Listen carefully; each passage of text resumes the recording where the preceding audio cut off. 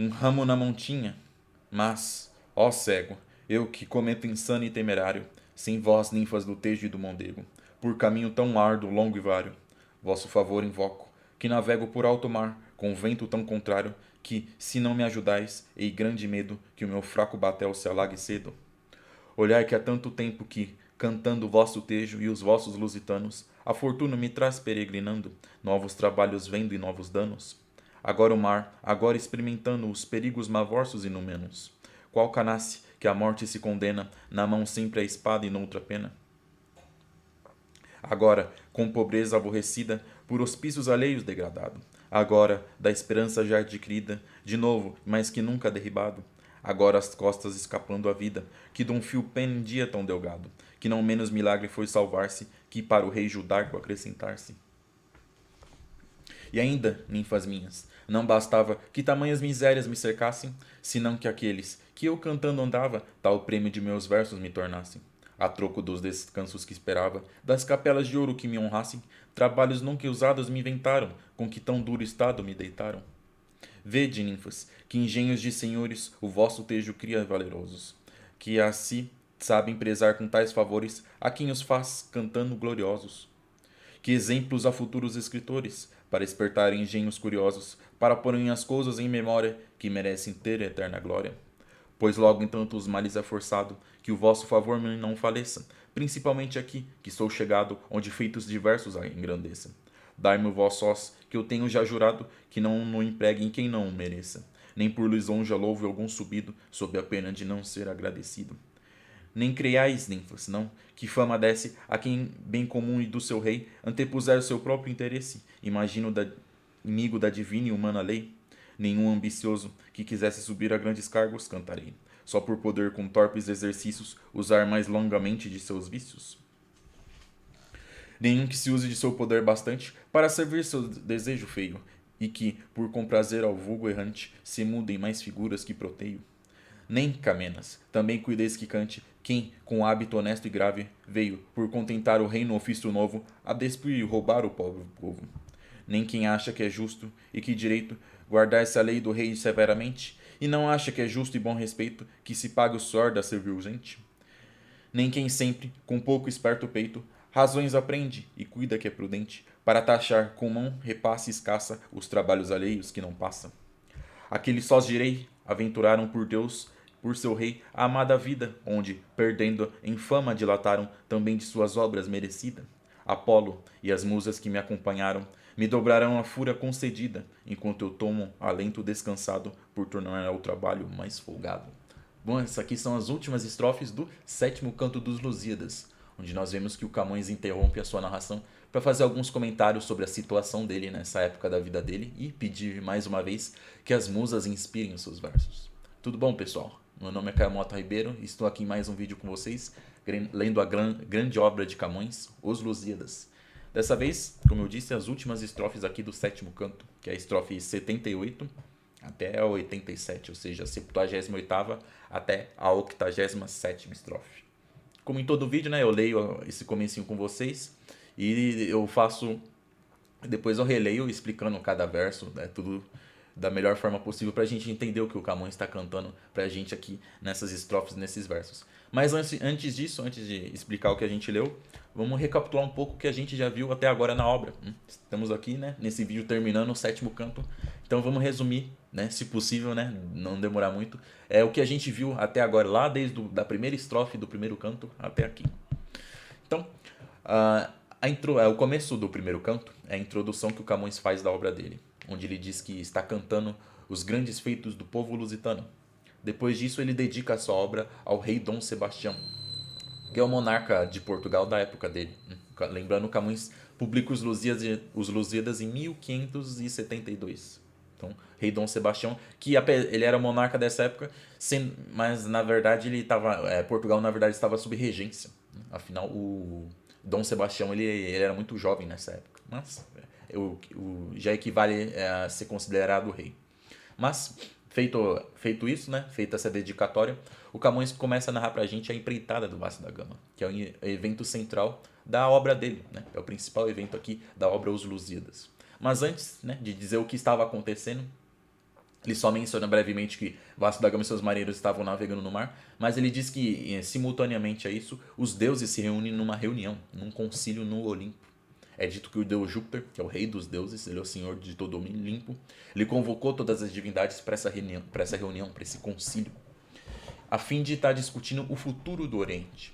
Ele diz que a frota da portuguesa já está navegando no alto mar e que logo vai alcançar a Índia. E com isso, né, eles vão ser bem-sucedidos. E graças a isso, graças a essa primeira empreitada que chegar até a Índia, Portugal vai estar conquistando os mares do Oriente. Os portugueses vão ser senhores dessa região do mundo. E com isso, os deuses que estão ali nessa reunião, nesse concílio, começam a discutir entre eles. Com alguns sendo favoráveis à empreitada portuguesa, sendo favoráveis à viagem do Vasco da Gama, e outros sendo contrários, dizendo que, né, desejando que os portugueses não alcancem o Oriente. O deus que se destaca por ser contrário aos portugueses é o deus Baco. E a deusa que se coloca como sendo favorável aos portugueses é Vênus. Então, Baco é, vamos colocar assim, o grande inimigo dos portugueses, e a deusa Vênus é a grande aliada dos portugueses. A gente já vê isso nesse concílio dos deuses. Mas, sendo encerrado esse concílio, Camões finalmente vai começar a contar a história do Vasco da Gama, a empreitada dele.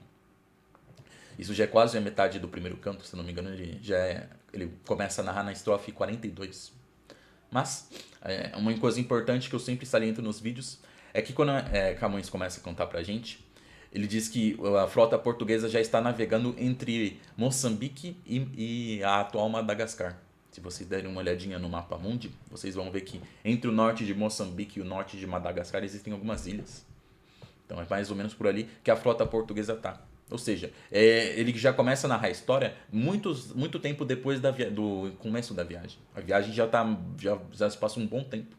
Mais precisamente, a gente sabe que o Vasco da Gama e seus marinheiros deixaram a frota, partiram nessa empreitada ali das praias de Portugal no dia 8 de julho de 1497. Sendo que, nesse momento, aqui no primeiro canto, o Camões diz pra gente que eles já estão navegando no mês de março do ano seguinte, ou seja, de 1498. Ou seja, já passou quase um ano de viagem. Mais pra frente na obra a gente vai saber o que aconteceu nesse quase um ano de viagem. Mas, para explicar melhor, o primeiro canto já começa com a viagem já tendo se passado vários meses, quase um ano. E é quando o Vasco da Gama e seus marinheiros estão navegando ali na costa africana oriental, ali já no Oceano Índico. E aqui no primeiro canto a gente vai ver isso, né? Onde vai se caracterizar essa passagem por essa região, principalmente com o encontro com os muçulmanos africanos que habitam as terras costeiras aqui da África, dessa região da África. O primeiro canto e o começo do segundo vai se caracterizar pelo encontro, né, dos marinheiros de Portugal com os muçulmanos de Moçambique e de Mombaça. Como eu falei, o deus Baco, ele é o grande antagonista, ele se opõe à empreitada dos portugueses, não quer que os portugueses sejam bem-sucedidos nessa empreitada. Então ele vai ser o grande antagonista dos portugueses durante essa aventura deles. Então Baco, querendo sabotar e destruir os portugueses, vai e manipula os muçulmanos de Moçambique e de Mombaça contra Vasco da Gama e seus marinheiros. A frota portuguesa só não cai numa armadilha mortal, os portugueses só não morrem numa armadilha em Mombaça já, porque eles foram salvos pela deusa Vênus. Isso já é o comecinho do segundo canto.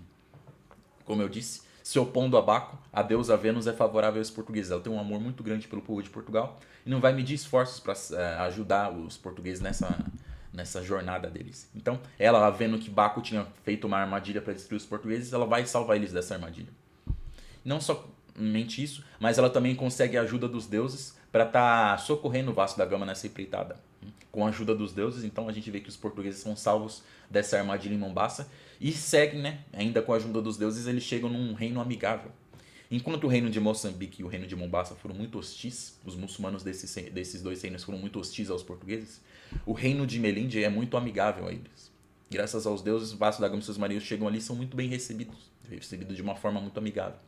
Tanto que os deuses, né, para fazer com que esses muçulmanos desse reino de Melinde gostassem dos portugueses, eles espalharam o bom nome do povo português ali. Ou seja, tornaram os portugueses muito famosos ali nesse reino. Então, quando o Vasco da Gama chega ali, ele é muito bem recebido. Tanto que o rei de Melinde vai até as naus portuguesas para conhecer Vasco da Gama pessoalmente e pede para que Vasco da Gama conte a história de Portugal para ele e depois conte a história da viagem dele. E isso aí já começa o terceiro canto da obra, onde a gente vê que o Vasco da Gama, o Camões, interrompe a viagem do Vasco da Gama para contar a história de Portugal, né? Camões, por meio de Vasco da Gama, vai estar contando a história de Portugal aqui no terceiro canto, para o rei de Melinde. Isso perdura até o quarto canto. O terceiro e o quarto canto é Vasco da Gama contando a história de Portugal. Ele descreve um pouco o território da Europa, depois ele vai descrever a Península Ibérica, que é onde fica Portugal. Ele vai falar um pouquinho sobre os antigos antepassados portugueses, né? Nomes importantes da antiguidade que dá para se dizer, né, são os antepassados dos portugueses, são os lusitanos. E aí ele começa a contar os eventos que levaram ao surgimento do Reino de Portugal e ao longo da metade do terceiro canto e todo o quarto canto é a expansão do Reino de Portugal, que vai se tornando um império. O quarto canto a gente já vê que os reis portugueses que estavam sempre querendo realizar feitos cada vez mais grandiosos, eles começam a conquistar os territórios fora da Europa, ou seja, começam a conquistar o norte da África. Até que chega o reinado do rei Manuel I, que é contemporâneo do Vasco da Gama. O rei Manuel I ele teve um sonho com a Índia. E ele interpreta esse sonho como um sinal que ele devia conquistar as terras do Oriente. Então, né, juntando o desejo constante dos monarcas portugueses de sempre estar conquistando cada vez mais territórios, sempre estar expandindo o império português e o cristianismo pelo mundo, junto com esse sonho, ele fala, está na hora de expandir o território português no Oriente.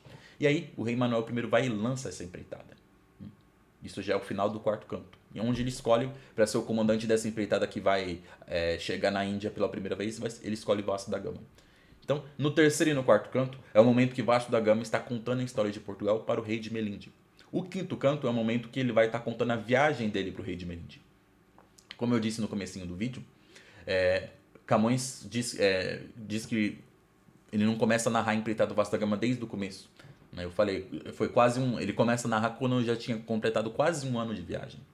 Então, esse quase um ano de viagem que a gente não sabe o que aconteceu, a gente vai ver aqui no quinto canto. A gente vai ver o que os portugueses, o que aconteceu desde que eles saíram de Lisboa até eles chegarem ali em Moçambique. Passar por Moçambique, por Madagascar. Todo esse período que vai ser retratado agora como um relato feito pelo Vasco da Gama ao rei de Melinde. Ele diz que, né, como eu falei, saíram ali em 8 de julho de 1497, ali de Lisboa, com essa intenção de alcançar a Índia. E começaram a navegar rumo ao sul. Depois de 5 meses e 5 dias, Vasco da Gama e seus marinheiros eles chegam no extremo sul da costa africana, né, onde fica o Cabo da Boa Esperança, o Cabo das Tormentas. É ali que eles encontram o famoso gigante Adamastor. Então, né, para quem tem curiosidade em qual momento daqui da obra do Camões, os Lusíadas, o gigante Adamastor surge, ele é citado no quinto canto como meio que um relato feito pelo Vasco da Gama, onde ele diz que quando ele passou por ali, ele se encontrou com esse ser gigantesco e monstruoso que se espalhava ali pelas águas do Cabo da Boa Esperança.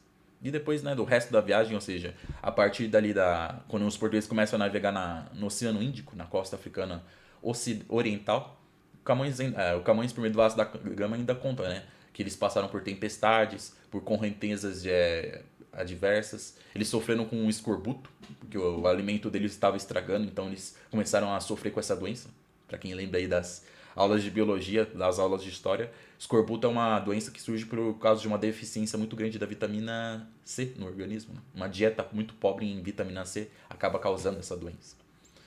E se não bastasse isso, ele comenta o que a gente viu lá no primeiro e no segundo canto, que foi o encontro hostil com os muçulmanos de Melinde, de Moçambique e de Mombasa. Então, é nesse momento da obra que a gente vai estar conectando o passado, né, o que aconteceu antes, com o presente. E aí Vasco da Gama encerra aqui, Camões, por meio do Vasco da Gama, encerra o quinto canto, dizendo que eles passaram por toda essa viagem, realizaram esse grande feito até então, né? Até então essa viagem foi a viagem mais importante da humanidade até então, e chegaram aqui no reino de Melinde, onde eles foram muito bem recebidos, eles estão sendo, como Camões bem diz, agasalhados aqui, né? Acolhidos aqui nesse reino. E aí se encerra o quinto canto. O sexto canto agora é Camões voltando a narrar a empreitada do Vasco da Gama rumo à Índia.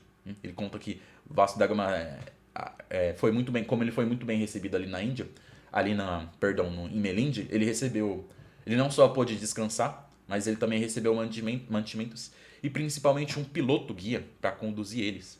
A gente veio, né, quem está aí acompanhando a nossa leitura, viu aqui lá no primeiro e no segundo canto, um grande desejo do Vasco da Gama durante essa passagem pela costa africana era obter principalmente um guia, um piloto, para estar conduzindo ele por um caminho mais seguro até a Índia. Porque afinal, essa empreitada ela era pioneira, ou seja, a primeira empreitada a chegar até a Índia. Então, principalmente nessa parte aqui do Oceano Índico, os portugueses estavam navegando um tanto às cegas. Então era um desejo do Vasco da Gama conseguir isso. E ele só vai conseguir um piloto amigável realmente em Melinde. Então, com isso, né, estando descansados, reabastecidos e com guia, Vasco da Gama e seus marinheiros partem de Melinde rumo à Índia. No meio do caminho, a gente vê que eles são atacados, né, pelos ventos, eles sofrem uma terrível tempestade. Como eu tinha dito, o deus Baco é o grande antagonista, o grande inimigo dos portugueses. Então, enquanto no primeiro e no segundo canto Baco manipulou os muçulmanos africanos contra os portugueses, aqui no sexto canto a gente vê que o Baco manipula os deuses do mar contra os portugueses. Baco vai até o fundo do mar e manipula os deuses, convencendo os deuses do mar a liberarem os furiosos ventos, né? Que são divindades que personificam os ventos. E esses ventos terríveis, estando muito irados, vão soltar uma terrível tempestade contra a frota portuguesa. Tempestade é essa que a gente vê que quase destrói, afunda, naufraga os navios portugueses. Vasco da Gama e seus marinheiros só não morrem nessa situação, nessa armadilha do deus Baco, porque mais uma vez eles são salvos pela deusa Vênus. Lembra que eu falei que Vênus é a deusa que sempre protege os portugueses nessa empreitada? Então, ela, vendo que essa é a tempestade que atacava a frota portuguesa era mais uma armadilha de Baco, ela vai e acalma os ventos furiosos, né? Ela vai com a ajuda das ninfas, afinal é a deusa do amor, ela vai se utilizar de uma tática feminina para acalmar os ventos. E nisso, né, com os ventos mais calmos, aquela tempestade que atacava os portugueses se dissipa. E, finalmente, a frota portuguesa do Vasco da Gama se aproxima das terras da Índia. Sétimo canto começa com o Vasco da Gama e seus marinheiros chegando ali na Índia. Eles chegam na província de Malabar. É importante salientar que a Índia, nessa época, ela não era unificada como é hoje. Hoje, se a gente olha ali, coloca a Índia na internet e aparece um mapa, vê um grande pedaço de terra, que é um país unificado, um território unificado. Nessa época que o Vasco da Gama está chegando ali, a Índia é dividida em várias províncias, em vários reinos. Então, os portugueses estão chegando na província de Malabar, que fica mais ao sul ali, mais precisamente no reino de Calicut. Se vocês colocarem Calicut, dessa mesma forma, aí na internet, vocês vão ver, essa cidade existe até hoje. É mais ali no sul da Índia que eles estão chegando, do sul da costa. E é o reino de Calicut, né? Um dos reinos que fica nessa província de Malabar. Eles chegam ali. Como é costume dos portugueses, eles nunca atracam diretamente no porto das cidades onde eles passam. Afinal, eles não conhecem ainda muito bem esses territórios. Então, eles ficam ancorados próximo da praia, mas o Vasco da Gama manda um mensageiro em terra para avisar o rei local que eles estão chegando e se apresentar e querer conversar com ele. Mas, né, na hora que o mensageiro chega, ele é recebido por uma multidão. Afinal, né, ele é um estrangeiro ali. Imagine aí um europeu bem mais branco, né? Os portugueses são brancos. Com aquele aspecto europeu, roupas estranhas, chegando ali na Índia, no meio daquele povo que nunca deve ter visto um europeu antes. Então, o povo todo fica em volta ali. E é bem curioso que no meio desse povão surge um africano muçulmano. Olha só, os portugueses estão na Índia, no outro lado do mundo, mas ali eles vão e encontram um africano muçulmano. É dito que ele se chama Monsaid e ele é um norte-africano ali. Ele é vizinho das terras que os portugueses ocupam. Importante lembrar, como eu falei, né, os portugueses nessa época, eles estavam conquistando muitos territórios. Então, o norte da África, quase todo o norte da África estava na mão deles nessa época. Estava dominado pelos portugueses. Então, esse muçulmano, ele conhecia os portugueses porque provavelmente ele morava em um país que era vizinho desses territórios de Portugal, ou até ele era nativo, né, ele nasceu. A pátria dele era algum desses locais que foi conquistado pelos portugueses. Então, ele, quando vê esse mensageiro, ele reconhece ele como um português e ele conversa com esse mensageiro. Né? Então, a gente vê esse muçulmano africano que está ali na Índia conversando com esse mensageiro que foi enviado pelo Vasco da Gama. Nisso, ele diz que o rei local, se chama Samorim, ele não está na cidade no momento, mas ele convida esse mensageiro para ir na casa dele para eles conversarem. E depois disso, ele fala um pouco sobre a Índia. Eles conversam um pouco e esse muçulmano, o Monsaid, ele pede, você não pode, eu quero ir conhecer as naus, você não pode me levar às naus, que eu quero conversar com os portugueses, conhecer eles, matar a saudade, né? Faz tanto tempo que eu não vejo um povo próximo lá da minha terra. O mensageiro concorda e leva ele para as naus portuguesas, para conhecer o Vasco da Gama. Já que nesse momento o rei da cidade, o rei Samorim, que é o rei desse reino, que chama-se Calicut, dessa cidade, que também se chama Calicut, ele não está ali no momento. Então ele leva esse muçulmano, o Monsaid, para conhecer o Vasco da Gama. O Vasco da Gama recebe ele muito bem e se aproveita disso, desse encontro, para estar obtendo novas informações sobre a Índia. Afinal, esse muçulmano não está morando aqui, ele deve conhecer muita coisa sobre a Índia.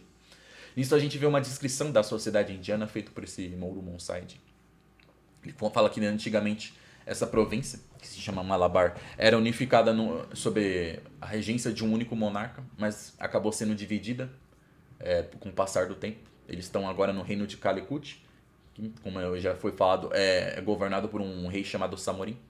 Ele comenta que a sociedade indiana ela é toda dividida em hierarquias, em castas. Então, cada grupo social tem uma função e eles não se misturam, eles não se casam entre eles não têm filho entre eles têm só dentro dos seus próprios grupos. Os grupos não se misturam.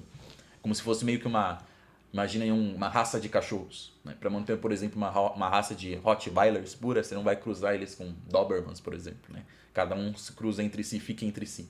A ideia das castas ali, como é descrito, é justamente essa. Ele também comenta sobre a religião deles, né? Que existem alguns muçulmanos ali, mas a maioria do povo dessa província é gentil, né? Eles são pagãos. E nisso, já se passa um tempo desde que o mensageiro tinha chegado em terra, né? A população ainda está empolgada com a visita desses estranhos viajantes, né? Desses estrangeiros que estão chegando ali.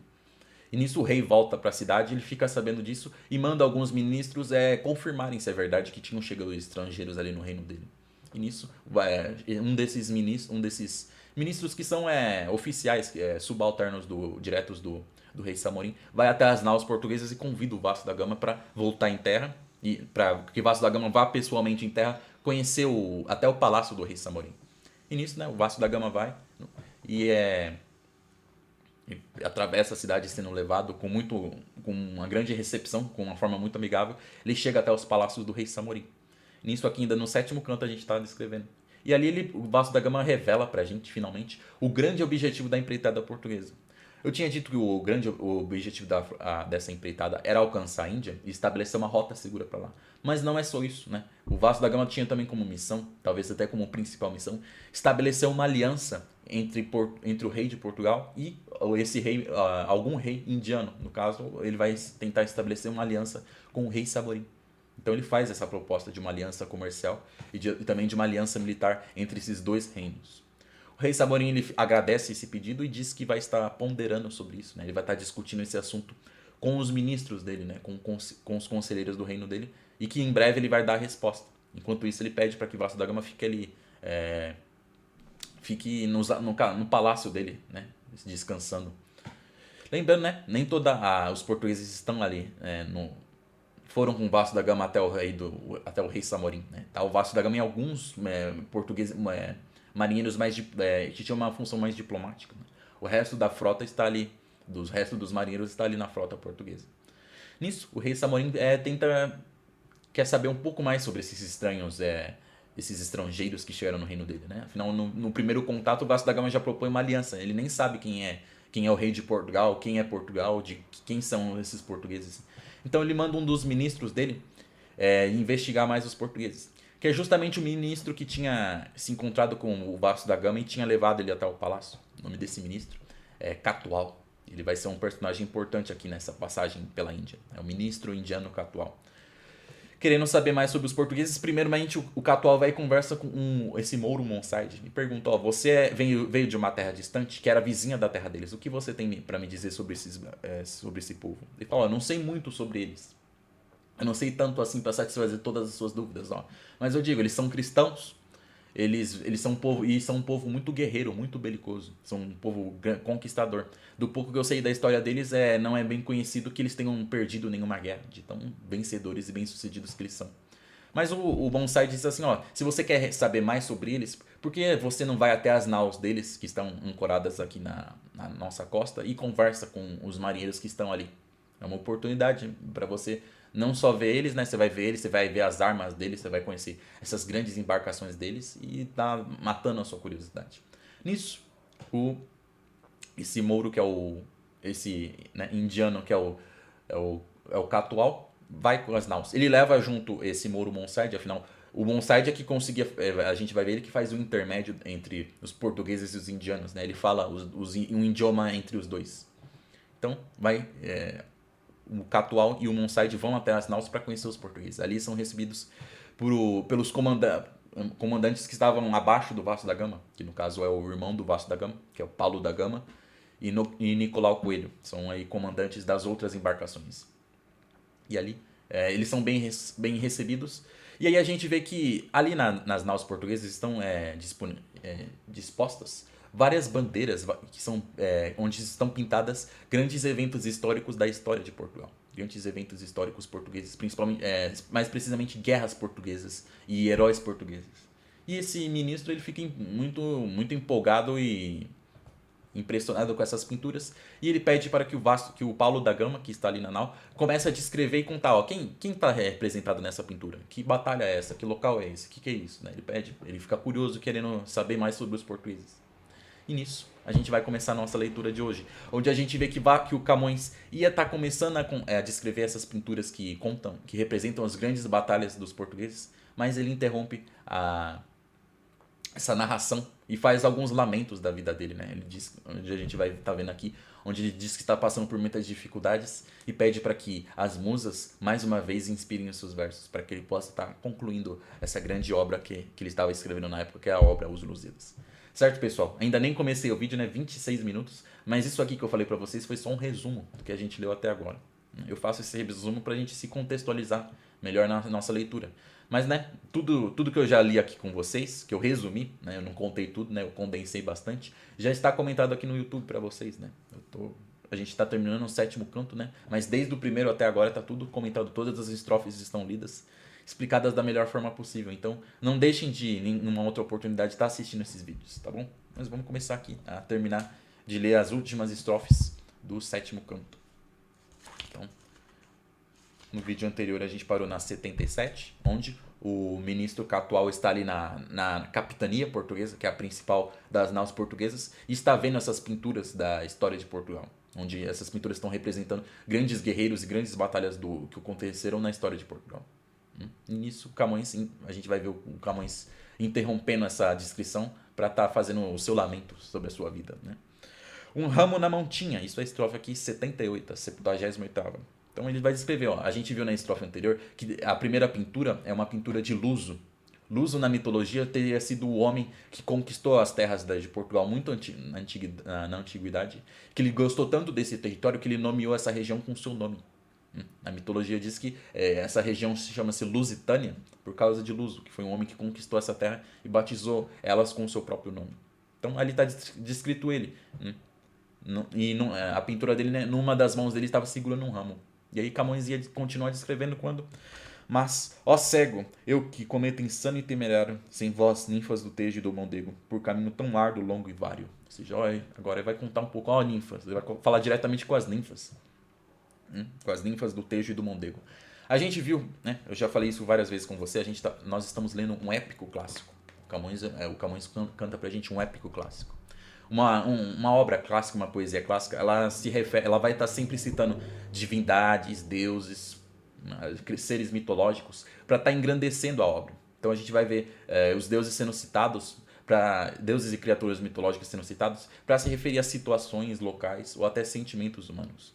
No caso, as musas, aqui elas representam a poesia. No caso, na mitologia era dito que as musas, elas inspiravam os poetas. Então, a gente quando vê as musas sendo citadas, para se referir à poesia em algum contexto. No caso aqui ele interrompe a narração dele pedindo para que a arte, né, como um todo a gente pode interpretar como isso, como a poesia, a arte, inspire ele, porque ele está vivendo uma fase muito difícil da vida dele e que agora é mais do que nunca ele precisa ser inspirado e ser ajudado para que ele continue cantando essa obra. Esse é o contexto dessas estrofes finais aqui. Então, né? Ninfas do Tejo e do Mondego. É dito que as ninfas, que são essas criaturas que inspiravam os poetas, elas habitavam as águas. Mas a gente vê às vezes as nereidas são as ninfas do mar. Mas também existem as ninfas da terra, que habitam rios, lagoas, fontes.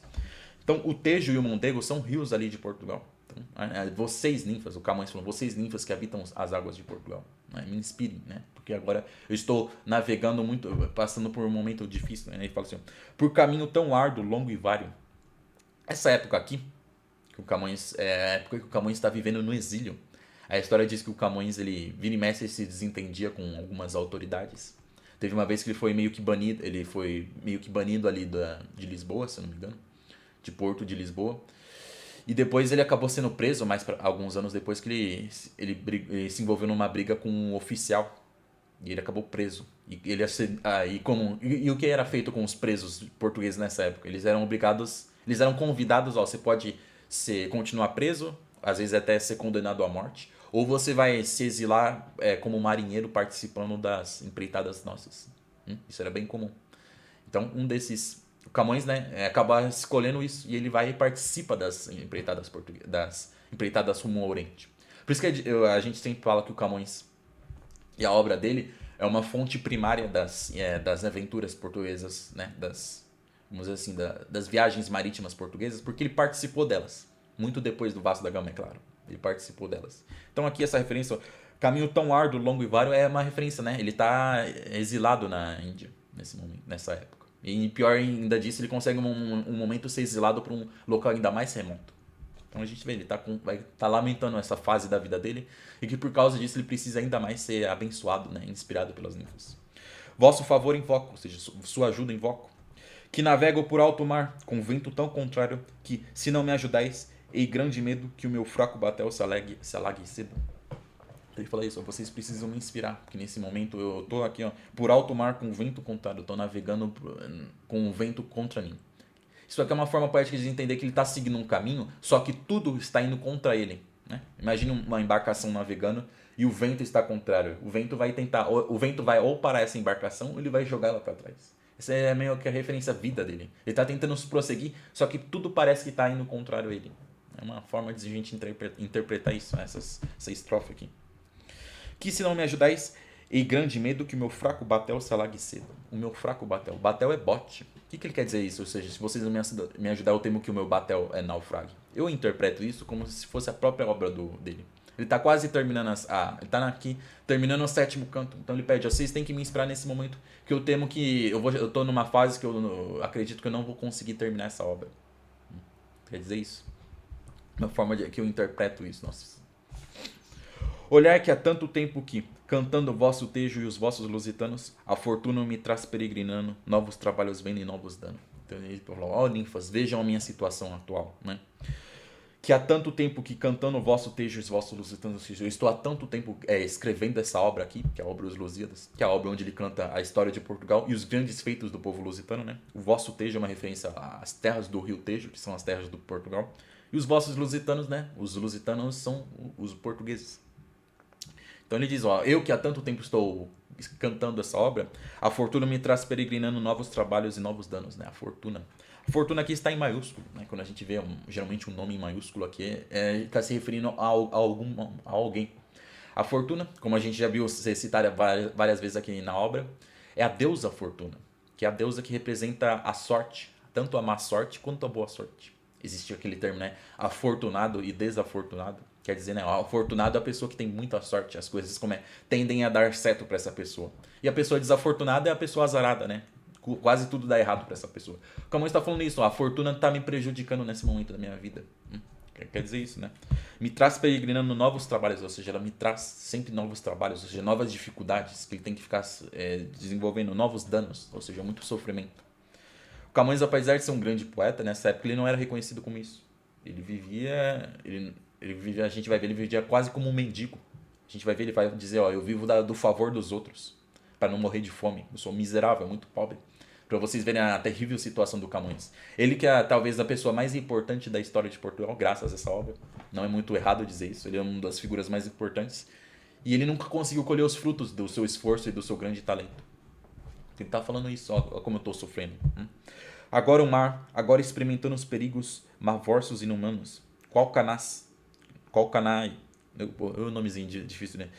Cana-se, que a morte se condena, numa mão sempre a espada e noutra a pena. Aqui é uma comparação que ele faz com um personagem da literatura clássica, que ele estava lutando, ele tinha uma espada na mão enquanto ele escrevia a sua história.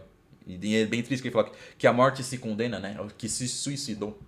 Mas será que o Camões estava dizendo que ele estava quase querendo desistir da vida nessa época, de tão miserável que era a vida dele? Então, Mas aqui, né, agora o mar, ou seja, agora experimentando os perigos Mavossos e Númenors. O que Camões está fazendo nessa época da vida dele? Ele está navegando como marinheiro. E muitas vezes ele não era só marinheiro, ele era guerreiro também. Os marinheiros, eles em algum momento eles eram atacados. Portugal estava sempre em guerra, então é de se esperar que o Camões tenha participado de várias batalhas, de alguma batalha talvez. Se vocês verem aí a foto do Camões, ele não tem um olho. Eu não me recordo muito bem o momento da vida que ele perdeu aquele olho, mas com certeza não foi conjuntivite, né? Não foi uma conjuntivite que tomou o olho dele. Então, tá dizendo, ó, eu tô aqui ao se referir ao mar, ele tá falando, eu tenho que enfrentar viagens difíceis, eu tenho que enfrentar tempestades e quando não é isso, eu tenho que estar enfrentando, batalhando, guerreando, lutando.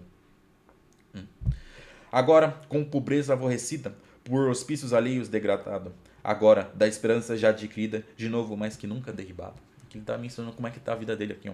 Pobreza aborrecida, ou seja, está extremamente pobre. Por hospícios alheios degradado, ou seja, está dependendo do hospício de outro. O hospício não é aquele manicômio onde ficam os loucos. O hospício vem de hospitalidade, ou seja, está dependendo da hospitalidade, da ajuda de pessoas que ele não conhece, de desconhecidos, dos amigos dele em alguns momentos. A biografia do Camões confirma isso mesmo, do pouco que sabe sobre ele, que ele em muitos momentos ele estava na miséria extrema, né? Ele, às vezes não tinha nem o que comer, ele ficava quase como um mendigo, né? Nos locais que ele estava, em algumas épocas. Tamanho era o sofrimento do coitado. Então é uma referência a isso, né? Mas que nunca derribado, né? Ou seja, essa fase da vida dele é pior do que qualquer outra anteriormente. Não que a vida no passado do Camões não tenha sido muito fácil. Então, né? Já era ruim, conseguiu ficar pior nessa época aqui. Porque, lembrando, nessa época ele está na Índia, ele está no Oriente. Ele estava exilado nessa época. Exilado não, ele tinha sido condenado pela aquela briga, pelo aquele desentendimento com o oficial, ele foi preso.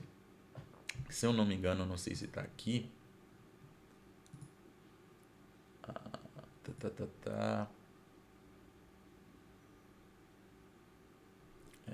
Ele tinha brigado. Aqui na minha colinha não tá meio dizendo se tinha cometido realmente um assassinato, mas ele fez alguma coisa ruim e ele acabou sendo preso. E ele aceitou virar marinheiro no Oriente, né, como um castigo. Então, né? Agora as costas escapando a vida, que de um fio pendia tão delgado, que não menos milagre foi salvar-se, que para o rei judaico acrescentar. Isso aqui é uma referência a um dos naufrágios que ele participou. Tem uma representação bem famosa que é o Camões, né? O Camões no mar, assim, com a mão esticada para cima, segurando um pergaminho, um pedaço de papel. É dito que ocorreu um naufrágio e que ele quase perdeu o manuscrito original dos Lusíadas. Imagina, ele ficou anos e anos se dedicando a isso e ocorre um naufrágio e ele quase perde aquilo. Foi a única coisa que ele salvou, que ele conseguiu salvar. Que é meio que uma referência a isso. Agora, as costas escapando a vida. Então imagina, ele escapou de um naufrágio e está indo para a costa né? A costa é a parte da terra, ou seja, ele chegando na costa com um pouco de vida. Que de um fio pendia tão delgado, né? Ou seja, a vida dele estava por um fio. Esse termo, não sei se vocês conhecem, a vida por um fio, tem várias, né? Várias significações, mas é uma referência à famosa espada de Damocles. Né? Era dito que teve um rei, se eu não me engano, ele era grego, e todo mundo tinha um conhecido ali que ele questionava: nossa, o rei vive muito bem, o rei tem isso, ele tem poder, ele tem aquilo. Aí o rei falou: senta um pouquinho no meu trono pra você ver. Aí o cara sentou e falou: nossa, que maravilha. Só que falou: agora olha pra cima. E tinha uma espada pendurada assim, né? Por um único fio. Ou seja, tinha uma espada que por um único fio não estava caindo e matando ele. Ele falou: assim como um líder, ele tem muita. Às vezes ele tem mais benefícios e mais. Vamos colocar assim. Ele tem mais conforto às vezes. Ele também tem muito mais responsabilidades e a chance de um rei, de um líder morrer é muito grande. Essa questão da espada por um fio, da espada de Damocles, significa isso, né? É a responsabilidade que está ali. Né? Você está ali vivendo tranquilamente, mas você sempre olha para cima, tem uma espada quase caindo na sua cabeça. É uma referência a isso. Então, a vida do Camões por um fio, se eu não me engano, esse termo não é uma referência a isso, mas esse termo por um fio vem dessa história. E ele diz isso, né? Que não menos que um milagre foi salvar. Ou seja, ele diz que ele se salvar ali foi um milagre. Certamente foi um milagre ter sido saído vivo desse naufrágio, né? Que para o rei judaico acrescentar. Isso aqui é uma referência também a um milagre que é dito na Bíblia, né? Que existe um rei judaico, que eu até anotei aqui, deixa eu ver onde está o nome. Rei Ezequias da Judéia. É dito que ele ia morrer e ele pediu por um milagre para que ele continuasse a viver. E Deus atendeu essa oração e deixou ele viver por mais 15 anos. Ou seja, viveu mais um tempo graças ao milagre de Deus. Camões está fazendo essa comparação, ó. Eu só tô vivo, eu tô passando por tantos infortúnios que eu só não morri até agora por causa de um milagre. Olha só quão difícil estava a vida do Camões. E ainda, ninfas minhas, não bastava que tamanhas misérias me cercassem, senão que aqueles que o cantando andava, tal prêmio de meus versos me tornassem. A troco dos descansos que esperava, das capelas de ouro que me honrassem, trabalhos nunca usados me inventaram, com que tão duro estado me deitaram. Eu li a estrofe inteira porque é mais fácil entender o contexto, mas ele fala assim, ó. Então, ninfas, se não bastasse todas essas dificuldades e todos esses problemas, agora vejam como é que os varões portugueses me recompensam por estar cantando os grandes feitos deles. Ele diz assim, aqueles que eu cantando andava, tal prêmio de meus versos me tornassem. Assim. E aqui tem 2 pontos aqui, né? No quarto verso aqui da estrofe 81. Aqui ele vai falar, ó, vejam como é que eu estou sendo tratado. Lembrando, né, porque que quer dizer isso, os varões que eu estou cantando? Ó, como eu já disse para vocês, né, o Camões está cantando aqui nos Lusíadas os grandes feitos do povo lusitano. No caso, né, os grandes feitos dos guerreiros de Portugal, dos nobres portugueses, dos reis de Portugal. Né? Afinal, esses grandes feitos, os feitos militares são feitos pelos homens, quase sempre pelos nobres. Então, aqui, a obra do Camões é louvando esses grandes feitos e imortalizando esses grandes feitos. Ele fala, eu passo por todas essas dificuldades enquanto canto os feitos deles. Presta atenção no que eles estão fazendo comigo. Será que eles estão tratando bem o Camões? Não, a gente vai ver aqui. Ó. A troco dos descansos que esperava, das capelas de ouro que me honrassem, ou seja, enquanto eu esperava que eles fossem me dar um descanso, né? Ou seja, dar um descanso é meio que, por exemplo, aconteceu com o famoso Virgílio, que foi um poeta romano. O Virgílio, ele meio que, se eu não me engano, ele recebeu uma pensão de Roma. E ele tinha uma casa, ele tinha empregados, ele era dado para ele todo um conforto para que ele pudesse estar desenvolvendo a obra dele em paz. O Camões não, o Camões tem que ganhar o pão dele pelo próprio suor e às vezes ele nem consegue isso. Então essa referência assim, ó, a troco dos descansos que eu esperava e também das capelas de ouro que me honrassem, ou seja, dos louvores. Capela de louro é aquela, né, a coroa de louros, que é um ornamento, né? É uma coroa mesmo que era dada para aqueles que realizavam grandes feitos, né? É uma forma de honrar principalmente os guerreiros. Então ele esperava isso, ó, ele não tá ganhando, em vez de a gente vê, ó, em vez desses nobres que ele tá honrando nesses versos, estarem recompensando ele com benesses e estarem louvando a atitude dele, pelo contrário, trabalhos nunca usados me inventaram, com que tão duro estado me deitaram. Ou seja, em vez deles me cuidarem de mim, me louvar, eles estão me castigando. Ele está dizendo isso. Como eu disse, né, o Camões viveu em exílio por causa dos vários desentendimentos dele. E depois desse exílio ele acabou sendo preso e meio que banido para o Oriente. Ali ele também se desentendeu com um nobre português lá. No caso aqui até está denotado aqui. É Francisco Barreto. Esse desentendimento ocorre em 1555. Né? Ele é meio que, ele estava ali na Índia, na região da Índia. Ele ainda é banido para uma ilha mais distante. Tendo que fazer trabalho muito pesado ali, pra vocês verem, né? Como é que a vida foi dificultosa para ele. Então ele está falando, ó, se não bastasse tudo isso, os homens que eu estou louvando me maltratam. Vede, ninfas, que engenhos de senhores o vosso tejo cria valerosos, que assim sabem prezar com tais favores a quem os faz cantando gloriosos. Ou seja, vejam, ninfas, como os vossos varões de Portugal, né? O vosso tejo cria valeroso, ou seja, veja como Portugal está criando os seus senhores, que me tratam tão mal. Está dizendo isso. Que assim sabem prezar com tais favores, ou seja, sabem tratar com favores, né? Que favores é uma forma figurada de dizer, como eles me tratam mal. Eu que canto os feitos deles, as grandes honras deles. Quer dizer isso, né? A quem eu faço, ou seja, fazem comigo que estou cantando as glórias deles. Ou seja, eu estou falando sobre os grandes feitos deles e estão me maltratando. Sendo que eles deviam estar fazendo o contrário. Está lamentando isso, né? Que exemplos a futuros escritores, para despertarem engenhos curiosos, para porem as coisas em memória, que merecem ter eterna glória. Ou seja, vejam que péssimo exemplo eles estão dando para os futuros escritores, para os futuros poetas. São os poetas que vão criar grandes obras, são os artistas que vão, né, que falam, né, vão criar coisas memoráveis, vão eternizar os feitos desses homens. Mas eles estão me tratando assim, vocês estão dando um mau exemplo. É como se eles dissessem, ó, da forma que vocês estão me tratando, que eles estão me tratando, vai mostrar que vai desencorajar futuras obras artísticas. Ele tá falando isso, né? Ou seja, que péssimo exemplo que é. Pois logo em tantos males é forçado que o vosso favor me não faleça, principalmente aqui, que sou chegado, onde feitos diversos se engrandecem. Ele fala, agora ele volta a pedir novamente a ajuda delas. Por causa disso tudo, ninfas, por causa de todo o meu sofrimento, das minhas dificuldades, por causa da forma como eu sou tratado, mais do que nunca é forçoso que vocês me abençoem os meus versos, né? Vocês me inspirem. Que o vosso favor me não faleça. Né? Falecer é morrer. Não falecer é não morrer. Ou seja, que o favor que vocês não morram. Né? Ou seja, é uma forma poética de dizer ó, que vocês continuem inspirando os meus versos. Principalmente aqui, que sou chegado onde feitos diversos se engrandeçam. Principalmente neste momento da obra, onde eu vou estar mais uma vez cantando os grandes feitos do povo. Que é esse momento onde a gente viu que ele... Lembra que ele estava... Camões vai estar descrevendo as bandeiras que estão pintadas nas grandes guerras dos portugueses. E principalmente está mencionando a Índia nesse momento final da obra dele. Então esse momento é o momento mais importante. Então, mais do que nunca, as ninfas têm que abençoar os versos dele. Dai-me vós sós, que eu tenho já jurado, que não no empregue em quem não o mereça, nem por longe louve algum subido, sob a pena de não ser agradecido.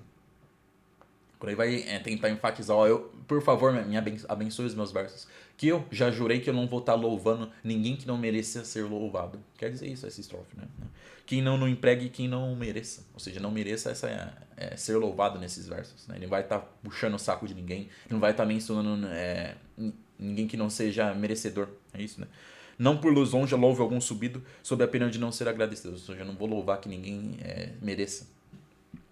Nem creias, ninfas, não, que fama desce a quem ao bem comum e do seu rei antepuser o seu próprio interesse, inimigo da divina e humana lei. Ou seja, ninfas, tenham certeza que eu não vou estar cantando o feito de nenhum homem que coloca os seus interesses à frente dos interesses do povo e de Portugal. Quer dizer isso. Ao bem comum e do seu rei antepuser o seu interesse próprio. Ou seja, coloca o seu interesse próprio, pessoal, à frente dos interesses do reino e do povo. Quer dizer isso. No caso, bem comum é o bem de todos, né? O bem do povo. É esse que é o inimigo da divina e humana lei. Ou seja, quem faz isso, né? Quem coloca os seus interesses à frente do que é certo, é inimigo da religião, né? Divina e humana lei. Lembra-se a palavra lei? Eu sempre cito ela aparece várias vezes aqui na obra. O que ela diz de lei? Lei não é a lei nossa, tipo, não tem que usar cinto de segurança no carro, não pode esfaquear ninguém. A lei aqui são as leis de Deus, que é a religião. Ou seja, mencionar, quem se coloca os seus interesses à frente dos outros é inimigo de Deus, inimigo da fé, inimigo do cristianismo. Camões menciona muito isso porque esse é o tipo de pessoa que ele viu muito na vida dele. Os interesseiros, os bajuladores, a gente vai ver ele desenvolvendo isso mais pra frente aqui no final dos Lusíadas. Nenhum ambicioso, ou seja, não vou cantar os feitos de nenhum ambicioso que quisesse subir aos grandes cargos. Cantarei, ou seja, não vou cantar os feitos de ninguém que tem o único e exclusivo desejo de se elevar na sociedade. Só por poder, com torpes exercícios, usar mais largamente de seus vícios. Nem daqueles que se utilizam de seu poder para alimentar, para satisfazer os seus vícios. Então imagine aí um nobre que, em vez de ser responsável, ele se utiliza da sua influência, da sua riqueza para ficar satisfazendo seus vícios, para satisfazer seus prazeres. Camões diz, não vou estar cantando o nome desse tipo de gente. E aqui, né, terminando as 3 últimas estrofes aqui. Nenhum que use de seu poder bastante para servir a seu desejo feio, que, por comprazer a vulgo errante, se muda em mais figuras que proteio. O que quer dizer isso? Essa estrofezinha é meio complicadinha aqui. Então ele está dizendo, também não vou cantar o nome daqueles homens que usam de seu poder, ou seja, de sua posição, no caso aqui poder é posição nesse contexto, para servir a seu desejo feio, ou seja, ele se utiliza da sua posição, da sua situação para satisfazer as suas vontades. No caso aqui é um pouquinho diferente da anterior, que a anterior a gente viu que é mais os prazeres, aqui é mais as vontades, os interesses. E aqui ele diz que com prazer ao vulto errante se mudem mais figuras que proteio. O que quer dizer isso? Né? Aqui é uma referência às pessoas que, dependendo da situação, elas não são sinceras, elas fazem as caretas. Uma forma mais fácil de explicar. Imagina um puxa-saco. O puxa-saco ele pensa mal de todo mundo. Todo mundo deve conhecer algum puxa-saco aí na empresa de vocês, na família, na vizinhança. Esse cara é um puxa-saco. Ele só fala isso para agradar os outros, para conseguir coisas a favor dele. É isso que ele tá falando. Então imagina ali o puxa-saco que fica sorrindo pro chefe, puxando o saco do chefe.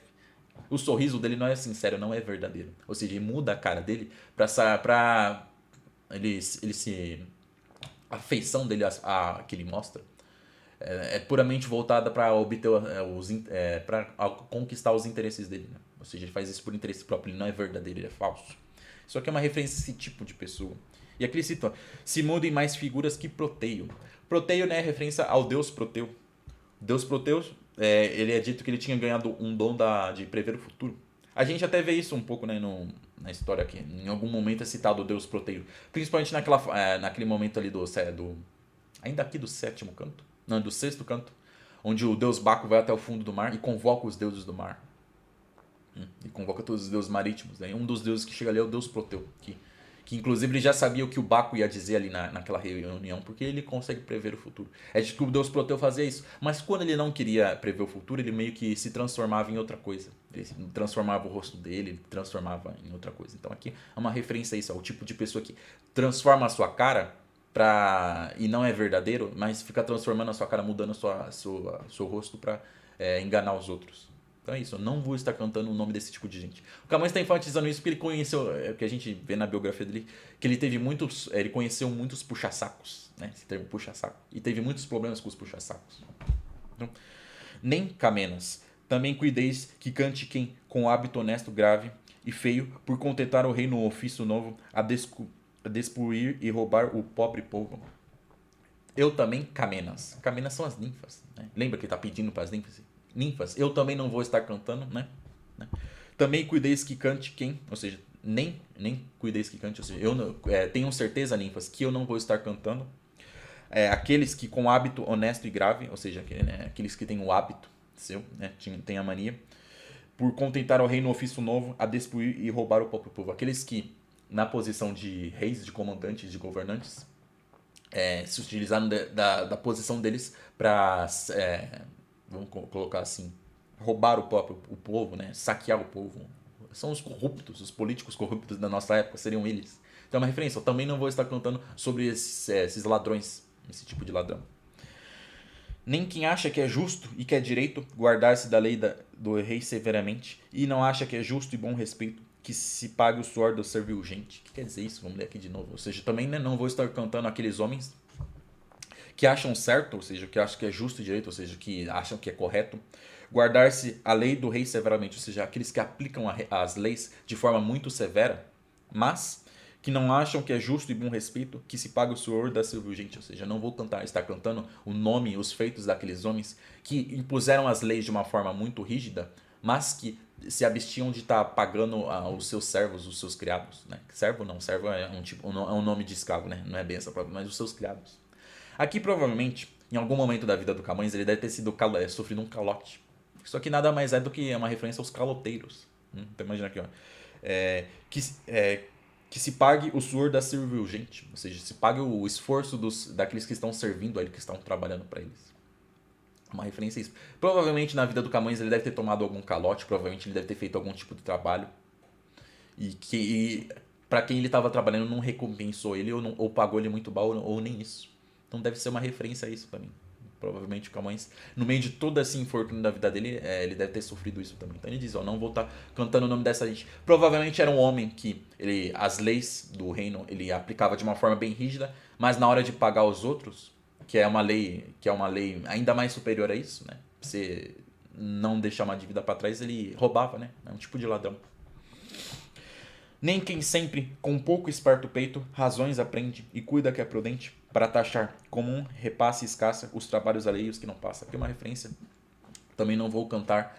Aqui é bem confusa essa estrofe, esses versos finais, mas é uma referência às pessoas que não têm muita experiência e que vão estar julgando o trabalho dos outros. Os inexperientes que vão lá e tentam julgar e avaliar e criticar o trabalho dos outros. É uma referência a isso, né? Aqui.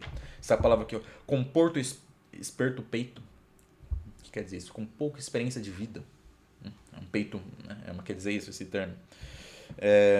Vá taxar com repasse e escassa os trabalhos alheios que não passam. Ou seja, vai lá e fica julgando, taxando, criticando o trabalho dos outros, sendo que não tem nenhuma experiência. Ou seja, eu também não vou estar cantando o nome dessa gente. Aqui deve ser referência aos vários e vários homens que o Camões, que passou pela vida que o Camões conheceu, que em algum momento falaram mal dele.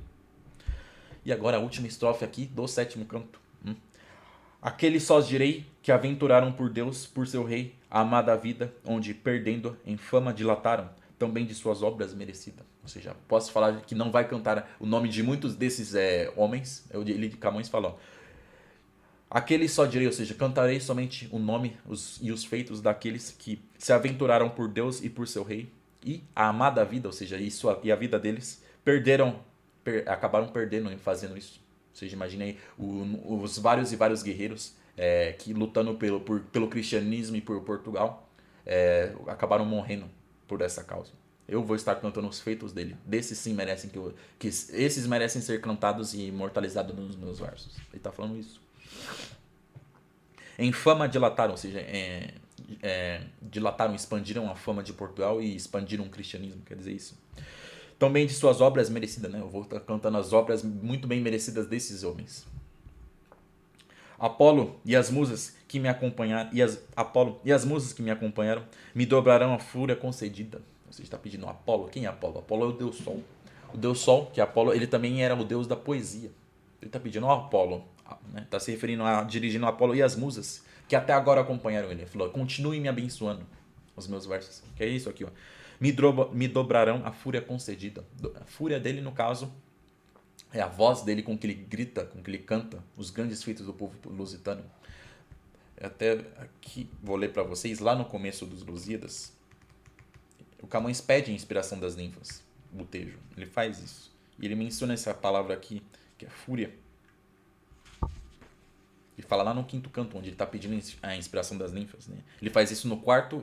Desculpa. Ele fala isso na quarta e na quinta estrofe. Não é no quinto canto, é no primeiro canto. Na quarta e quinta estrofe do primeiro canto. Ele pede inspirações das ninfas. A gente viu lá no nosso primeiro vídeo. Aqui, ó. Dai-me uma fúria grande e sonorosa. Fúria. Fúria é a voz, uma voz furiosa. Aqui é a referência ao canto dele. Grande e sonoroso. Agora ele está pedindo isso mais uma vez. Ó. Me dobrarão a fúria concedida. Ou seja, o talento poético que vocês me deram, a poesia. E esse esforço todo que vocês me deram, agora mais do que nunca eu preciso ainda mais dele. Então dobrem ele, aumentem ele ainda mais.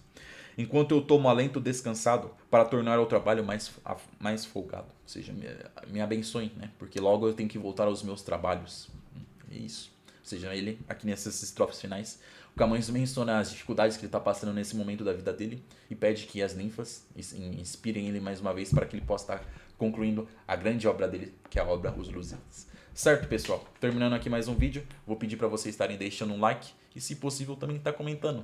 Dizer aí o que vocês estão achando aqui da minha narração, né? Fazer algum comentário, alguma crítica também. Qualquer crítica é muito bem-vinda. Também pedi mais uma vez para que vocês assistam os vídeos que eu já publiquei até agora aqui no YouTube. No comecinho do vídeo eu fiz um resumo até bem extenso do que a gente leu até agora. Mas é só um resumo, né? Várias informações complementares eu omiti porque, né, não tinha tanta necessidade ali, mas são eventos interessantes que acontecem. Então, vocês assistirem esses vídeos, né, onde eu já li tudo dos Lusíadas até agora, é importante para vocês se salientarem melhor na nossa leitura, não estarem perdendo nenhuma informação importante. Eu também vou pedir para que vocês se inscrevam no meu canal, para vocês acompanharem os próximos vídeos que eu vou estar publicando. A gente terminou aqui o sétimo canto. O próximo vídeo é um resumo do sétimo canto que eu vou estar fazendo. É um resuminho. E depois eu vou estar começando o oitavo canto. Já estamos quase no final, né? Para quem não se esqueceu, são 10 cantos. Então já estamos quase chegando no final. Então não deixem de se inscrever para verem as publicações sobre a grande obra de Camões que eu estou fazendo aqui no YouTube. E eu também vou pedir para vocês olharem um link que está aqui na descrição do vídeo, está aqui na descrição, que é um e-book que eu estou vendendo para vocês. É uma versão digital dos Lusíadas, toda comentada por mim. As mais de 1000 estrofes da obra de Camões aqui, todas comentadas por mim por apenas R$10. Como vocês devem estar percebendo, vocês que estão acompanhando a nossa leitura, é muito difícil ler os Lusíadas. É a maior obra da língua portuguesa. Eu estou lendo há alguns anos e, como vocês bem viram, eu gaguejo bastante. Eu me confundo em alguns termos. Às vezes eu tenho que consultar algumas anotações, porque, né, é a maior obra da língua portuguesa. Camões está cantando pra gente um épico clássico. O épico é a poesia, a literatura no seu nível mais alto. E ele ainda se utiliza de um português bem arcaico. Então, é uma linguagem muito intrucada. E se não bastasse isso, né, é um clássico. Então Camões vai citar deuses, seres mitológicos, generais, personagens importantes da antiguidade, locais, países no mundo e etc. Então, ter um manual, ter um guia é fundamental para facilitar a nossa leitura, para a gente não estar perdendo nada. E esse é o objetivo desse e-book que eu estou disponibilizando para vocês. Por apenas R$ 10, né? As mais de 1000 estrofes, todas comentadas aí da melhor forma possível para vocês, certo? R$ 10 está de graça, tenho certeza que vocês não vão estar se arrependendo, certo? Então é isso, pessoal. Meu nome é Caio Monta Ribeiro e eu agradeço muito a audiência de vocês. Um forte abraço, fiquem com Deus.